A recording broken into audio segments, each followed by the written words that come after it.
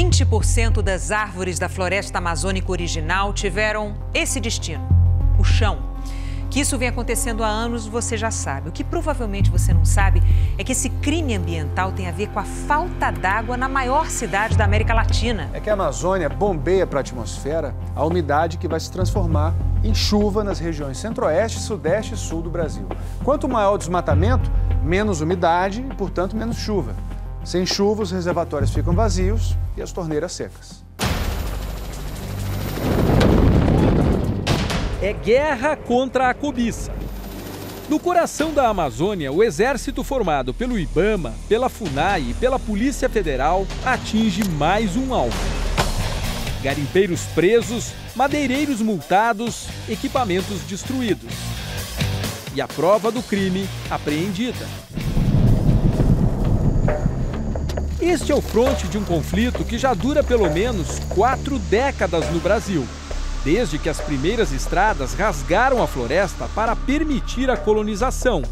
Caminhos que acabaram facilitando também o acesso de exploradores gananciosos e sem escrúpulos. Um crime ambiental que ainda está longe do fim.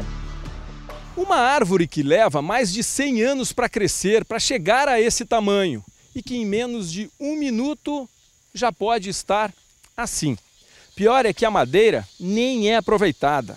Nesse tipo de desmatamento, o objetivo é simplesmente derrubar tudo, tocar fogo e transformar a área em pastagem para a criação de gado. Um crime ambiental que geralmente só é notado pelos fiscais tarde demais, quando a floresta já virou carvão. Isso aqui é roubo de terras da União. Grileiros furtam as terras da União, praticam um desmate multiponto, vários pontos embaixo da floresta, dificultando o satélite do DT de enxergá-lo. O que os poderosos olhos dos satélites não veem, a floresta lamentavelmente sente. 20% das árvores da Amazônia original já foram para o chão. Restaram imensas clareiras que somam uma área maior que a França e a Alemanha juntas. O Fantástico acompanhou com exclusividade a maior operação contra grileiros na Amazônia neste ano. Numa conversa telefônica gravada pela Polícia Federal com autorização da Justiça, um dos presos admite que o interesse dos criminosos é apenas nas terras.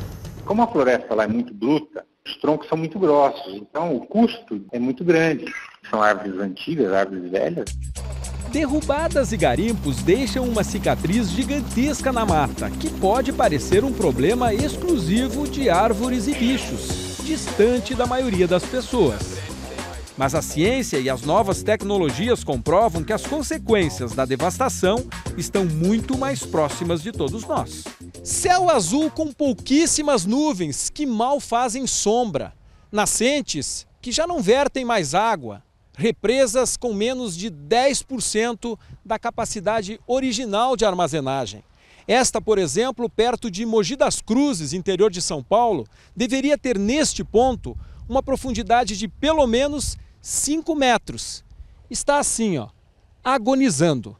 Mas o que a falta de água nesta região do país tem a ver com a Amazônia, a mais de 2.000 quilômetros daqui? Tudo, absolutamente tudo a ver, segundo cientistas que estudam as funções da floresta e as variações climáticas na América do Sul. Essas chuvas que ocorrem, principalmente durante o verão, a umidade é oriunda da Amazônia e essa chuva que fica durante vários dias é que recarregam os principais reservatórios da região sudeste. O Fantástico teve acesso exclusivo ao relatório sobre o futuro climático da Amazônia, que só vai ser divulgado oficialmente na Conferência sobre o Clima em Lima, no Peru, no fim deste ano. O trabalho, desenvolvido em parceria por cientistas do Instituto Nacional de Pesquisas Espaciais e do INPA, que investiga a Amazônia, reúne mais de 200 estudos e traça um minucioso roteiro das chuvas no continente sul-americano. Está mudando o clima. A gente vê isso acontecendo na Amazônia, tem muitos trabalhos mostrando já a extensão da estação seca está se prolongando. De acordo com esse relatório, nos últimos 400 milhões de anos, a umidade que evapora dos oceanos é empurrada naturalmente pelos ventos para dentro dos continentes. Uma parte desse vapor vira chuva e cai principalmente sobre as grandes florestas na altura do Equador. O excesso de umidade segue empurrado pelos ventos, atravessa os continentes e acaba indo para o mar. Um ciclo que, ao redor da Terra, só tem uma exceção: a Amazônia. O que torna a Amazônia diferente de todas as grandes florestas equatoriais do planeta é a Cordilheira dos Andes, um imenso paredão de 7.000 metros que impede que as nuvens se percam no Pacífico.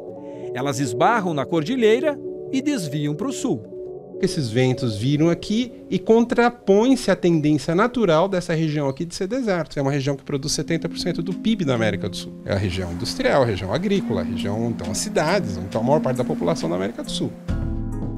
Mas de onde vem tanta água? Como funciona a fantástica máquina biológica que faz chover? Segundo os cientistas, o toque final cabe às árvores. Fincadas até 20 ou 30 metros de profundidade, as raízes sugam a água da terra. Os troncos funcionam como tubos e, pela transpiração, as folhas se encarregam de espalhar a umidade na atmosfera. Diariamente, cada árvore amazônica bombeia em média 500 litros de água. A Amazônia inteira é responsável por levar 20 bilhões de toneladas de água por dia do solo até a atmosfera.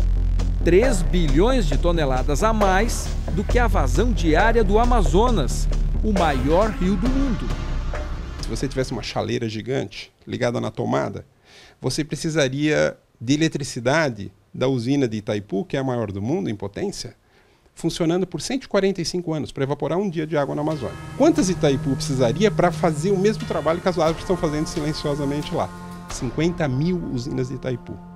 Esse imenso fluxo de água pelos ares é chamado de rios voadores. O Fantástico chamou a atenção para a importância desses rios já em 2007. Essas imagens, feitas de um avião do projeto Rios Voadores, revelam nuvens densas, carregadas de água, cruzando todo o Brasil. Testes feitos em laboratório comprovaram: mais da metade da água das chuvas nas regiões centro-oeste, sudeste e sul do Brasil, e também na Bolívia, no Paraguai, na Argentina, no Uruguai e até no extremo sul do Chile, vem da Amazônia. Para os cientistas, uma prova irrefutável do papel dos Andes e da floresta amazônica no ecossistema do Cone Sul é a inexistência de um deserto nessa região. Basta olhar o globo para constatar que na mesma latitude em volta do planeta, tudo é deserto, menos na América do Sul. Os pesquisadores não têm dúvida. Sem a Amazônia, os estados de Minas Gerais, São Paulo, Rio de Janeiro, Paraná e Rio Grande do Sul fatalmente seriam desertos também. Para quem está no Brasil, seja em Porto Alegre, ou seja em Manaus ou em São Paulo, tem que saber que a água que ele consome em sua residência, uma parte dela vem da Amazônia e por isso nós temos que preservá-la.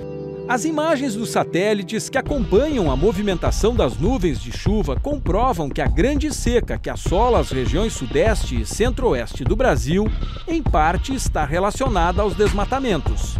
No estado de São Paulo, por exemplo, a devastação da Mata Atlântica permite a formação de uma massa de ar quente na atmosfera, tão densa que chega a bloquear os rios voadores, já enfraquecidos por conta do desmatamento na Amazônia. Represados no céu, eles acabam desaguando no Acre e em Rondônia, onde este ano foram registradas as maiores enchentes da história.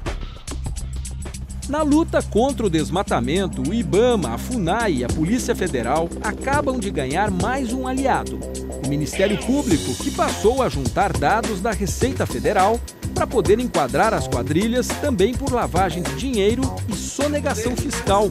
Falcatruas que podem levar a mais de 10 anos de cadeia. Pelas contas da Procuradoria da República no Pará, só a quadrilha presa na última operação desviou dos cofres públicos 67 milhões de reais em impostos. Quando você mete a motosserra numa árvore que levou 100 anos para chegar daquele tamanho, não dá dó não, hein? Dó não tem como a gente ter dó das coisas, né? Que ninguém tem dó da gente também, né? Eu não sei se está errado, não. Para mim, está certo que eu estou trabalhando, entendeu? Enquanto os vagabundos ficam soltos na cidade, a gente tem que trabalhar escondido. Aí é difícil. Um comportamento que bate de frente com os interesses de quem depende da Amazônia para produzir alimentos de forma legal.